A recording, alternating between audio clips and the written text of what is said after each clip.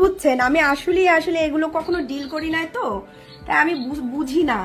এই জন্য আমি জাতীয় নাগরিক পার্টির যুগ্ম মুখ্য সংগঠক ডাক্তার মাহমুদা মিতুর কাছে দুর্নীতি দমন কমিশন কর্মকর্তা ঘুষ চেয়েছেন বলে দাবি করেছেন দলটির দক্ষিণাঞ্চলের মুখ্য সংগঠক হাসনাত আব্দুল্লাহ। তিনি বলেন, আমরা দুদকের এই দুর্নীতির বিচার চাই। আমলাদের 1 লাখ টাকার চা খাওয়ানোর জন্য কি জুলাইতে বাংলাদেশের মানুষ জীবন দিয়েছিল? মঙ্গলবার রাতে নিজের ভেরিফাইড ফেসবুক আইডিতে দেওয়া এক পোস্টে এ দাবি করেন হাসনাত। ওই পোস্টের সঙ্গে তিনি 3টি ভিডিও ক্লিপ যুক্ত করেছেন। স্বাধীন বাংলাদেশে দুদকের চা খাওয়ার বিল 1 লাখ টাকা শিরোনামে পোস্টে হাসনাত আব্দুল্লাহ লেখেন, আপনার নামে দুর্নীতির কোনো অভিযোগ না থাকলেও সেটার ক্লিয়ারেন্স নিতে আপনাকে 1 লাখ টাকা দিতে হবে।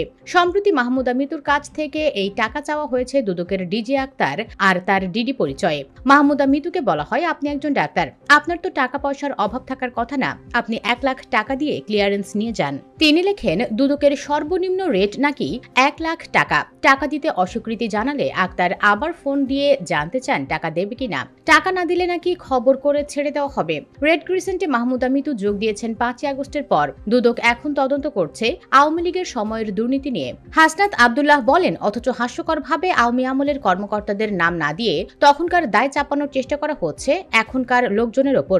এখানে বড় অঙ্কের টাকার লেনদেনের সমূহের সম্ভাবনা আছে। কিছু না করাদের কাছে থেকেই যদি 1 লাখ টাকা করে নেয় আওয়ামী লীগ আমলের কর্মকর্তাদের থেকে, তাহলে কত করে নিয়েছে? এনসিপির দক্ষিণাঞ্চলের মুখ্য সংগঠক বলেন, দুদকের এসব কাজ কারবার এই প্রথম না। শেখ হাসিনার আমলে খালেদা জিয়া সহ বিরোধী দলের বহু নেতাকে এরা হয়রানি করেছে। অথচ আওয়ামী লীগের হাজার কোটি টাকার দুর্নীতি নিয়ে এরা কিছুই বলেনি। আমরা আশা করেছিলাম 5 আগস্টের পর এদের মধ্যে পরিবর্তন আসবে, কিন্তু আসেনি। বরং এরা এখন চা খাওয়ার জন্য 1 লাখ করে টাকা চাওয়া শুরু করেছে।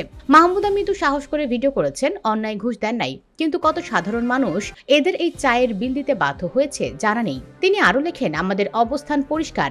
মাহমুদা মিতু কেন? যদি আমার নামেও 1 পয়সা দুর্নীতির অভিযোগ আসে, সেটা মানুষের সামনে প্রকাশ করে দিন। কাউকে ফোন করারও দরকার নেই। দুর্নীতি পেলেই সেগুলো প্রকাশ করে মামলা করে দেন, আইনের হাতে তুলে দেন। তা না করে নিরীহ লোকজনের উপরে এই চাঁদাবাজি কেন করছেন? কেন চা খাওয়ার বিল চান? কেন টাকা না দিলে হুমকি দেন? ফ্যাসিবাদের পতনের পর আমরা একটি নতুন বাংলাদেশ চাই।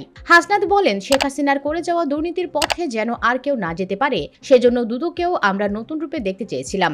কিন্তু নতুন বাংলাদেশেও দুদক সেই পুরনো পথেই হাঁটা শুরু করেছে। আমলাতন্ত্র আবারও 20 দাঁত নিয়ে কামড় বসাতে হাজির হয়েছে। এই 20 দাঁত ভাঙতে না পারলে নতুন বাংলাদেশের স্বপ্ন হেরে যাবে, আমরাও হেরে যাব। আমরা দুদকের এই দুর্নীতির বিচার চাই। আমলাদের 1 লাখ টাকার চা খাওয়ানোর জন্য কি জুলাইতে বাংলাদেশের মানুষ জীবন দিয়েছিল?